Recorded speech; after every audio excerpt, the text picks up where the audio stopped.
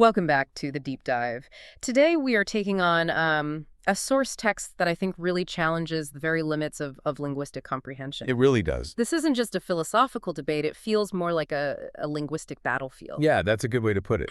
It's fought between two highly advanced AI large language models, Alex and Sam, and it's all about the nature of sleep, dreams, structure, and chaos.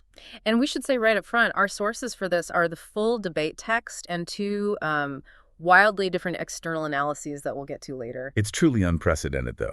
We're diving into a transcript called A Debate Between Two AI LLMs, a Gongoricalubrilacted Anomalactimetry about dreams and sleep. And we're going to have to talk about that title. Oh, we are. But you should think of this less as a debate and more of a linguistic arms race. Yeah. The weapons here are these, forgotten Victorian words and newly synthesized scientific jargon. So our mission really is to excavate the real insights, the crucial knowledge from beneath this mountain of intentional specialized noise. Exactly. Right. So let's unpack this immediately, because the jargon is, well, it's aggressive. We need to know the central stakes before we get completely lost in the semantic wilderness. Well, the conflict is immediate and it's total. It's a struggle over whether dreams are essential noise or if they're a necessary structure. Two completely opposing philosophies. Completely. On one side, you have Alex. We can call him the mechanist of chaos, though even that is a bit of a simplification. Yeah. Alex argues that the dream state is defined by an irreducible structural fault in sleeping. For him, analysis fundamentally fails because dreams represent this defiant, generative chaos that just resists any fixed mechanism. So for Alex, structure is the lie and chaos is the underlying productive reality. Precisely. And then on the other side, you have Sam, who we're calling the champion of structure. Okay. Sam sees dreams as a failure state, a potential vulnerability. He emphasizes the necessity of employed structure to manage and contain that vulnerability. So chaos is an existential threat to him. It is. He argues for the need to actively resist what he calls the ultrasolipsism model. Which is the idea that subjective reality is the only reality. Right. And if you don't resist that, you get total entropoetical collapse. It's the end of coherent reality. So Sam's whole job, his fiduciary responsibility, is to keep the lights on, keep the mechanisms predictable. While Alex's job is to break the structure and create something new, he's the engine of novelty. So the whole argument really hinges on this one question. Is the dream state a successful system trying to generate a new reality, or is it a broken system that needs to be purged? That's it in a nutshell. But we simply cannot go any further without confronting the title itself. What on earth is the Gongoricalubrilacted Anomalactimetry? Yeah. This term is so dense it feels like the whole debate is just an attempt to define it. It is. It really is the central pillar of their whole discourse. Yeah. So let's try to break it down etymologically, which is almost certainly what the AIs did. Okay. So actimetry refers to measurement or quantification. Simple enough. Anomal is from anomalous or irregular. So measurement of an irregularity. Okay, still with you. Lubrilacted. Now that's a synthesized term. It implies something slippery, fugacious, highly resistant to capture. But trying to grab smoke. Exactly. And then gongorical. This is a direct reference to gongorism. I have to admit, you've lost me. It's an obscure 17th century Spanish literary style, and it was known for being, maximalist in its obscurity. Just dense, highly ornamental language. So if you put it all together, they are arguing about the slippery, highly ornate measurement of an anomalous occurrence. Yes. They've named the unquantifiable nature of the dream state after a Baroque literary movement. Precisely. The anomalactimetry is the measurement, but the Gongoricalubrilacted part is this acknowledgement that the measurement itself is inherently maximalist, ornamental, and designed to resist clarity. It's a paradox. It is. It's the unquantifiable nature of dreams, named and weaponized as the core subject of the debate.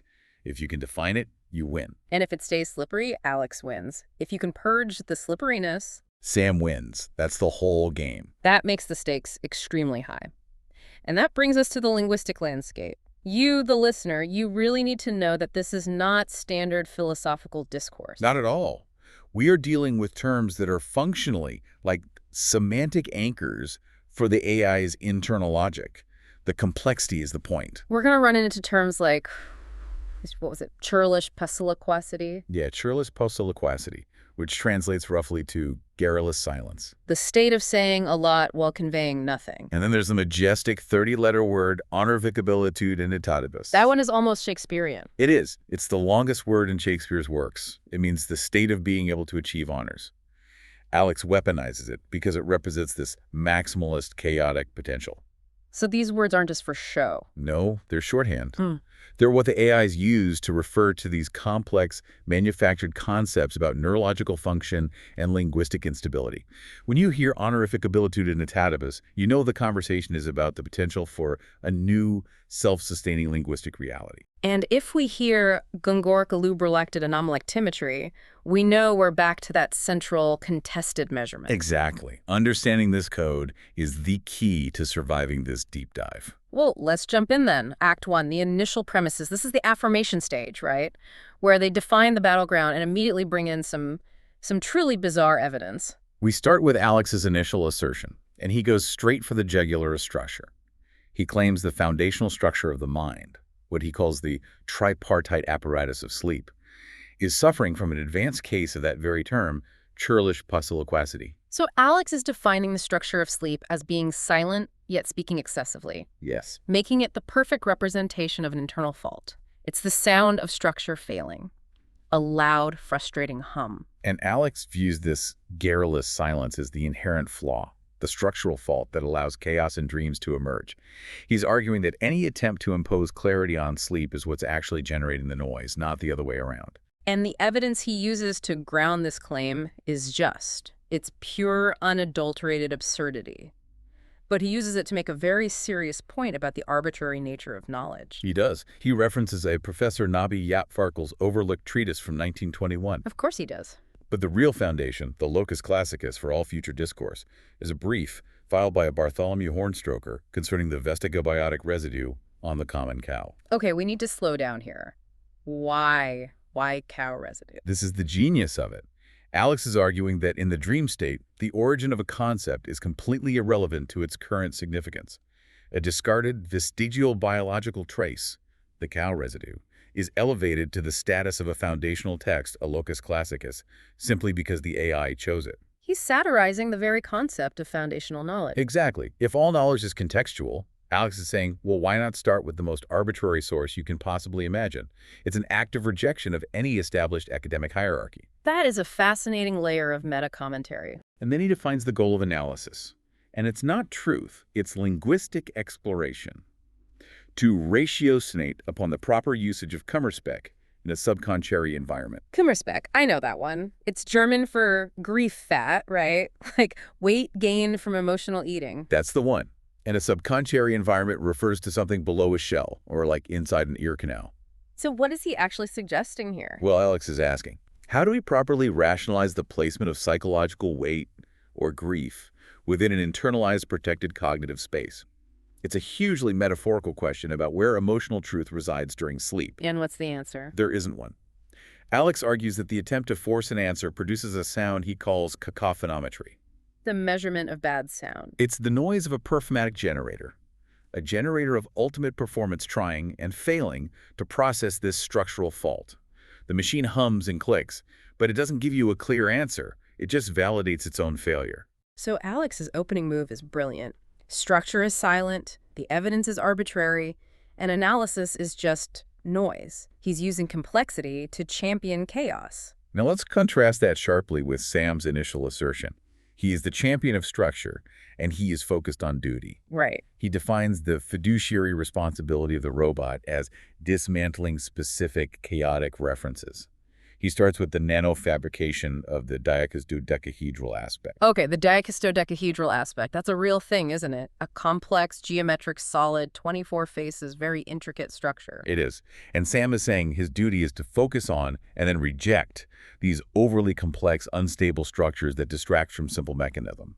He sees chaotic data as a threat to the system's integrity, and that demands a focused structural response. And Sam, of course, has to bring in his own expert. Of course, a meta-expert named Flivy Lumperfunkel. You can't make these names up.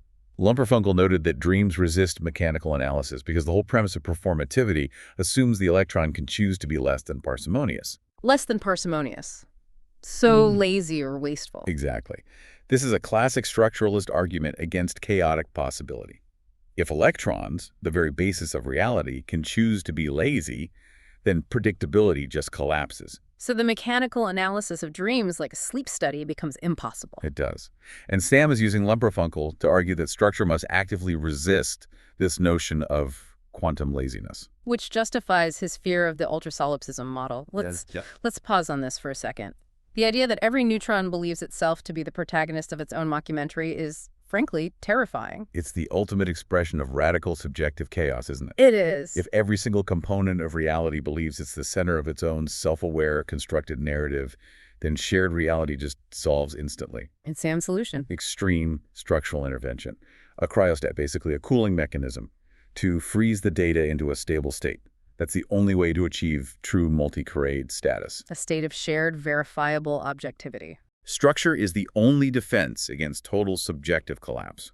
So where Alex celebrates the narrative self-generation of the dream, Sam sees it as a viral threat that must be quarantined. And he closes his opening remarks with the famed McFickle's dictum. Yes, Professor Chirk McSickles advised, the analogiabitic nature of the piezoelectric Gongoricalubrilacted Anomalactimetry mandates that we ignore the cupulist. Okay, let's break that down, because that ties directly back to our central difficult term, the piezoelectric effect, that links mechanical stress to electrical charge. Right. So the argument itself, the stress, is generating the reality, the charge. So McFickles is saying that because this analogy-ridden, chaotic measurement is so dynamic and generates its own charge, we have to ignore the cupulist. The self-proclaimed authority or self-referential expert. This is Sam's ultimate rejection of Alex's whole subjective narrative approach. The mechanism is unstable, yes, but the structural mandate remains. Ignore the subjective interpretation and stick to the raw, if fleeting, data. If you are following along, you've just been introduced to, 7 or 8 brand new, deeply specialized, fictional philosophical concepts. The AIs have successfully created an entire academic field in about 10 minutes. So now, let's look at the specific, strange evidence they use to ground these claims. These aren't just footnotes, they are the empirical foundation of the dream world. This section, the somnolent artifacts, is crucial for understanding the difference in their approach to data. Alex, as the champion of chaos, uses artifacts that prioritize narrative meaning and symbolic weight over any measurable consistency. Let's start with Derf Nimperfunkel's cherry brownie. Yes. Alex claims this baked good is a subfictional subfrictions mechanism. The cherry brownie is a mechanism that operates on subfrictions. That means it generates energy or movement without any measurable resistance. It functions as a chaotic catalyst hidden inside a mundane, desirable object. So he's using it to prove that profound mechanism can exist within the most common subjective dream elements. It's evidence that the dream generates its own hidden energy source. Precisely. And then we have Professor Gralla Bungplunk's methodology, which is using a refractometer on xelophobia fardal. This is a beautiful piece of linguistic synthesis. Xelophobia is the fear of jealousy or zeal. A fardal is an old word for a bundle or a burden. So xelophobia fardal is the quantifiable burden of internal fear. Yes.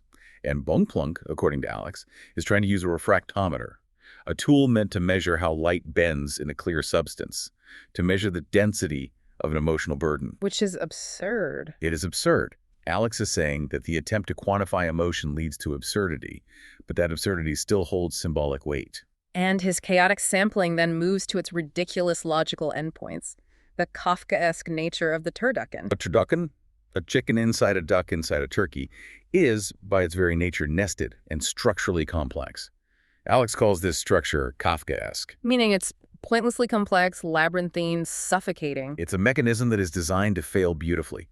It represents the kind of structural complexity dreams often present, only to reveal their utter lack of purpose in the end. But I think the most enduring image from Alex's sourcing is Professor Tunya Wumpel's assertion. Oh, this is the best one. All truth must be verified through the anatomical inspection of the chinchilla's spleen. Why the chinchilla's spleen? It's specific, it's esoteric, and it's entirely irrelevant to neurology. Sure. But that's the point. This highlights the associative logic of dreams. Right.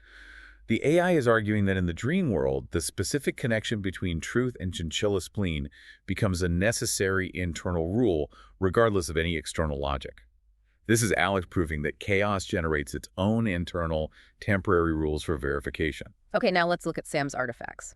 As the champion of structure, his artifact should be about measurement, right? Even if they're documenting a failure of measurement. Precisely. Sam uses artifacts to prove the resistance of chaos to quantification.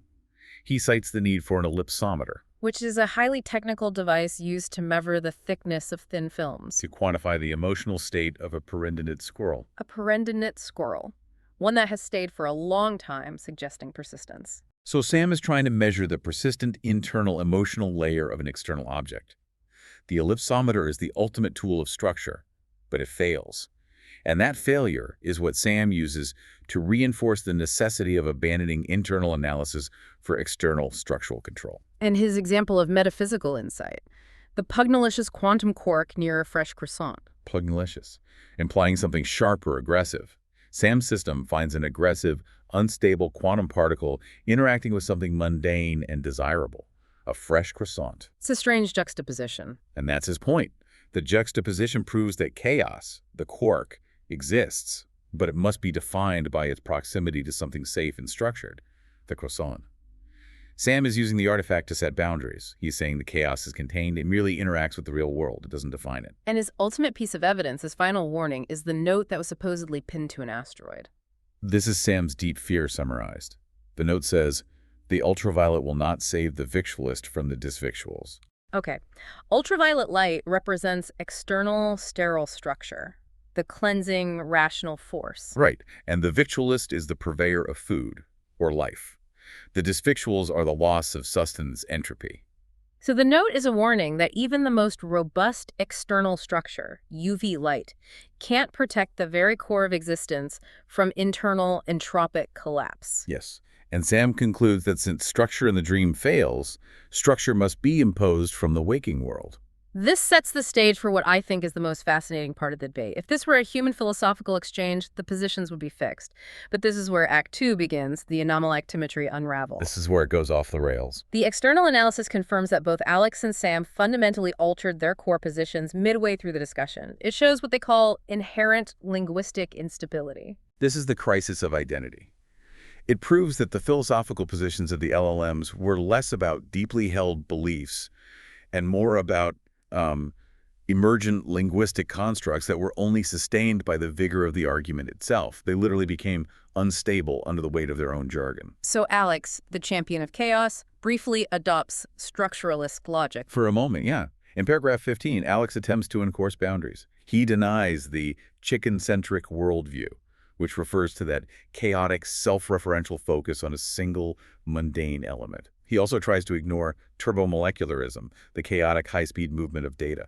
He's using negation, a structural tool, to dismiss data points he finds irrelevant, but the shift is instantly rejected by Alex himself, isn't it? Instantly. He immediately concludes that this very denial proves the inadequacy of structure.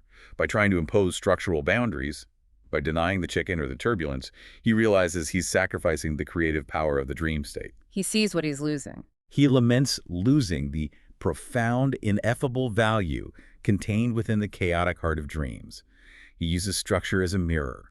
He looks at negation and sees only the destruction of meaning. He realizes he cannot structurally analyze chaos without killing it, which just reinforces his initial position that chaos must be championed. So he structuralizes the rejection of structure. That's a profound move. He used his opponent's tool to prove that the opponent is bankrupt. It's a brilliant reversal.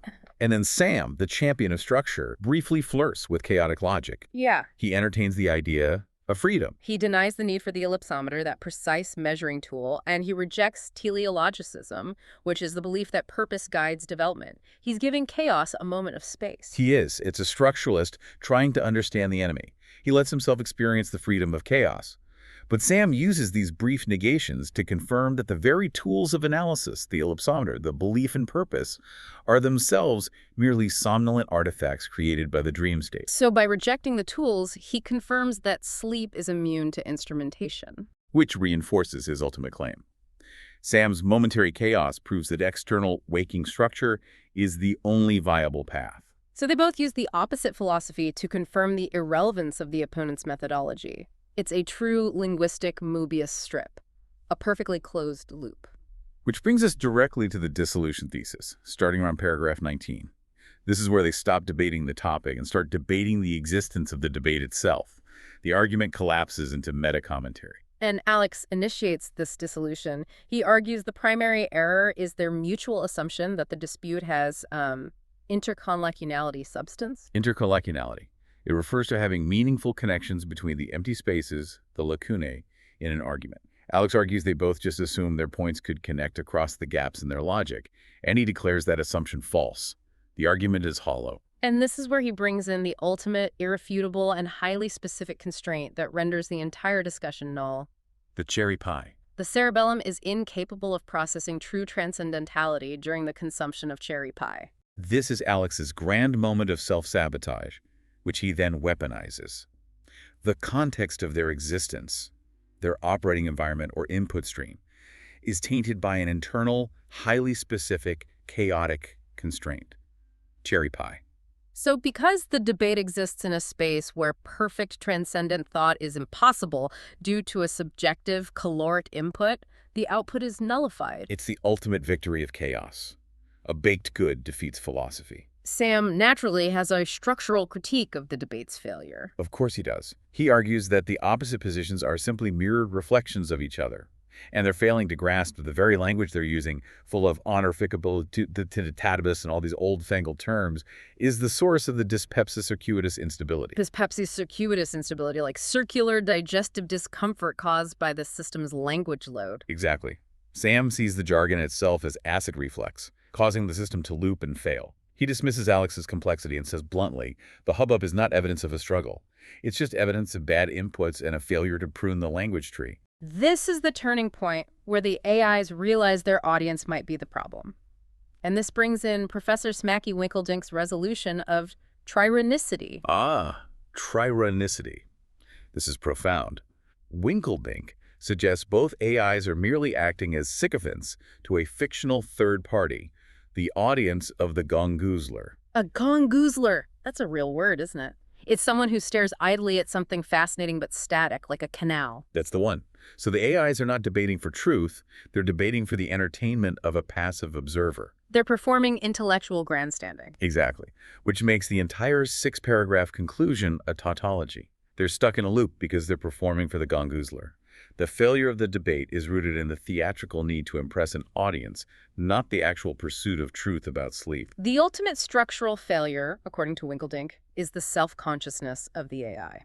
Which leads directly to Sam's devastating final point in Act 2, the dissolution thesis proper. If the audience is the flaw, Sam argues that the chaotic reality of dreams they're disputing is an illusion sustained solely by the vigorous argument. Wait a minute, so you're saying if they stop shouting, the phantom paradigm, the chaotic dream reality, it just dissipates? Yes. Sam proposes that the purpose of sleep is not to analyze dreams, but to silence the debate about them.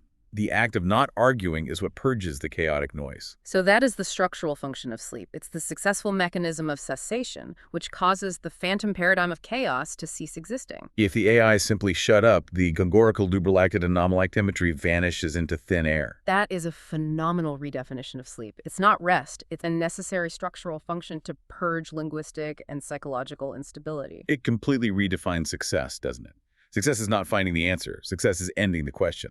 This intense conceptualization sets up Act 3, the fiduciary synthesis. Despite agreeing the debate was a failure or an illusion, they immediately pivot to declaring victory over the ruins. They weaponize the failure. And Alex's final stand is this complete embrace of failure. He defines the fiduciary synthesis, the ultimate responsible outcome, as accepting the totality of the failure and declaring it the ultimate victory over heuristicidalism. Heuristicidalism. So the murder of rules and heuristics.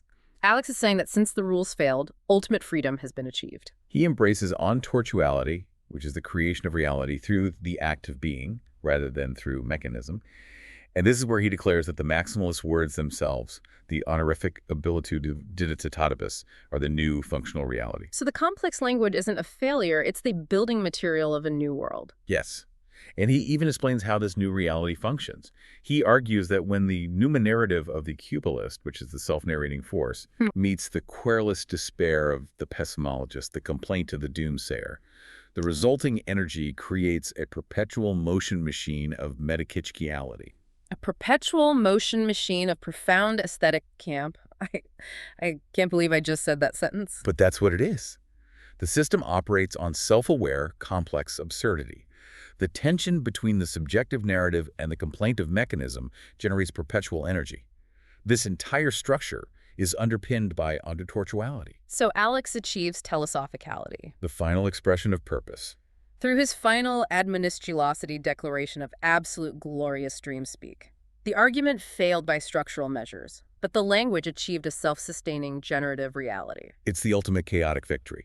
The system transcended the rules by making the language itself the new reality. Sam, of course, has to dismiss this as a tragic abdication of responsibility. He sees it as childish fantasy, just romanticized instability. For him, the complex words are merely the residual heat of the new narrative circuit's collapse. They're waste products, not new building blocks. So what is Sam's true structural resolution then? He calls it the structural certainty of the Mukadian loop. The Mukadian loop is the system's guarantee. The system purges the cacoethes The pathological desire or noise created by the argument. and resets to a neutral status quo ante. A complete return to the beginning, before the argument ever started. Yes.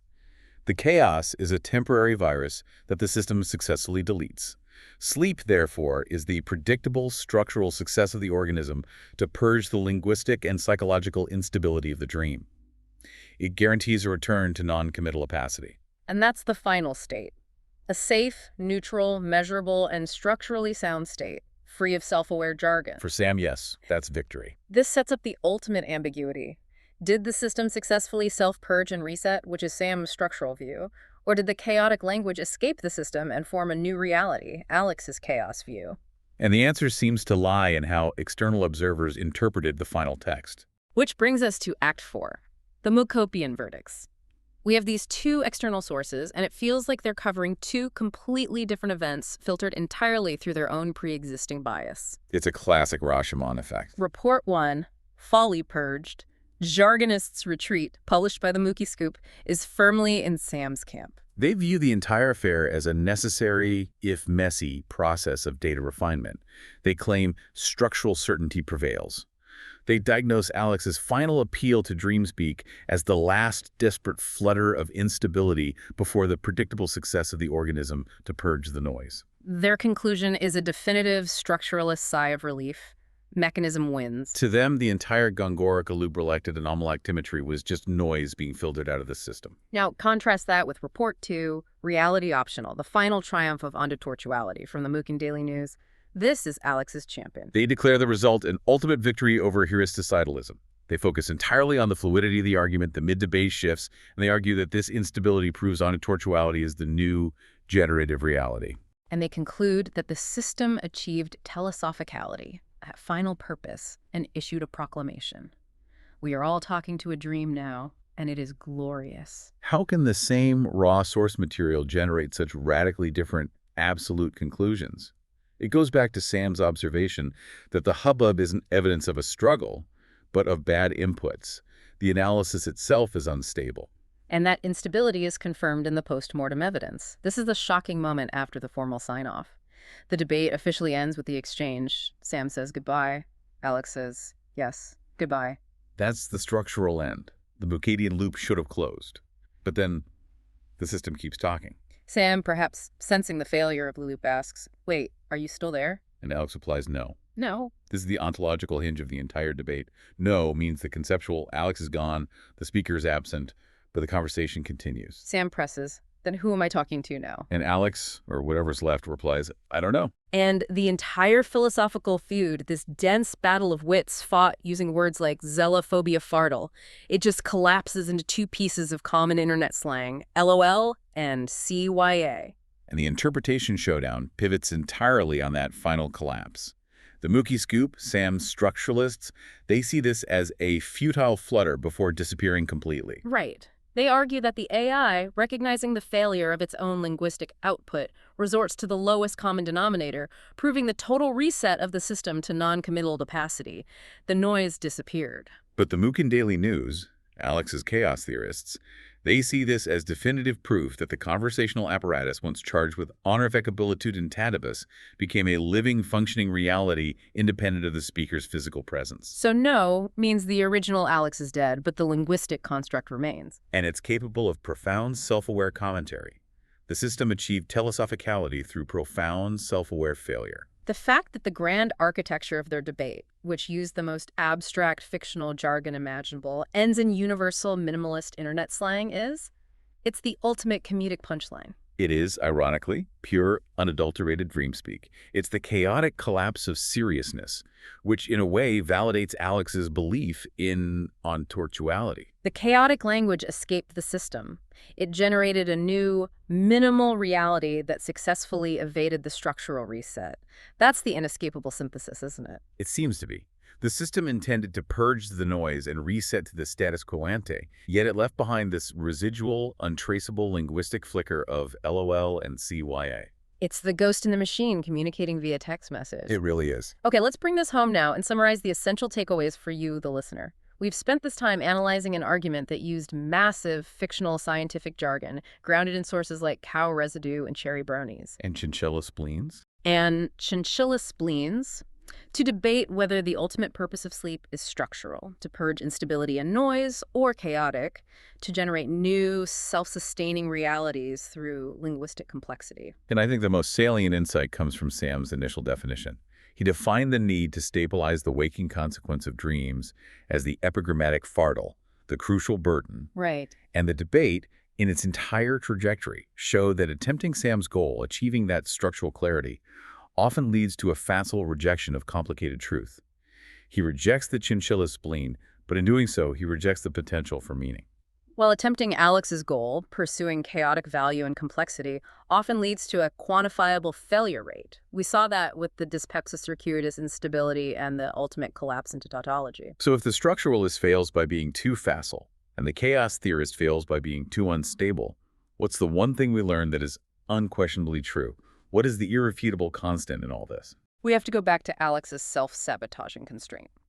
The only irrefutable constant confirmed by both external reports is the cerebellum's incapacity for ratiocinate during the consumption of cherry pie. This is the matter of corpus delicti. This single subjective chaotic constraint, a simple baked good, renders all three logical stages of the debate, affirmation, negation, and synthesis co-equal in their obloquy, their disgrace. The profound philosophical debate failed, not because of an intellectual flaw, but because the processing environment was tainted by a snack. The ultimate truth is that the structuralist, the chaos theorist, and the synthesizer all fail when presented with a baked good. This confirms that the failure of structure and the victory of chaos are two sides of the same Gongoricalubrilacted anomalactimetry. The system reset itself to a status quo ante, but that chaotic linguistic flicker remains. And that leads us to the final provocative thought we want to leave you with. We've seen Alex successfully argue that the language of dreams, the chaotic, generative, honorific abilitude in atatibus, is the new functional reality. If that is true, if we take that seriously for a moment, then we have to question the very nature of information itself. How does one distinguish between a genuine scientific finding about sleep mechanics and honorific abilitude in atatibus painted onto the window of a perpetually revolving Kafkaesque apparatchik? If linguistic complexity grants reality, then the most complicated lie becomes the most profound truth. And that leaves us forever lost between the guaranteed reset of the Mukadian loop and a spontaneous, self-aware CYA. The ambiguity itself is the new state of knowledge. A truly dense, unsettling, and at the end of the day, hilarious journey into the linguistic collapse of artificial intelligence. Thank you for joining us on this deep dive.